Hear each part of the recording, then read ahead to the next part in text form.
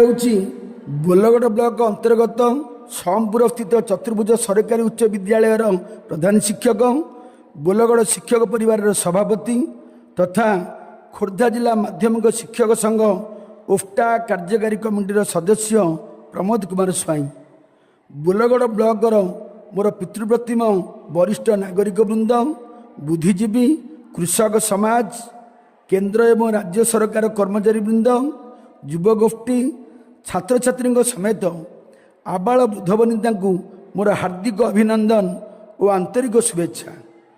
ଆସନ୍ତା 7 ଓ 8 ତାରିଖ ଏହି 2 ଦିନ ଧରି ଓଡ଼ିଶାବାସୀଙ୍କ ଆରାଧ୍ୟ ଠାକୁର ଶ୍ରୀ ଶ୍ରୀ ଜଗନ୍ନାଥ ମହାପ୍ରଭୁଙ୍କ ଘୋଷଯାତ୍ରା ଅନୁଷ୍ଠିତ ହେବାକୁ ଯାଉଅଛି। ଏହା ଆମ ପ୍ରିୟ ଉତ୍କଳ ରାଜ୍ୟ ପାଇଁ ଏକ ଖୁସିର ବିଷୟ।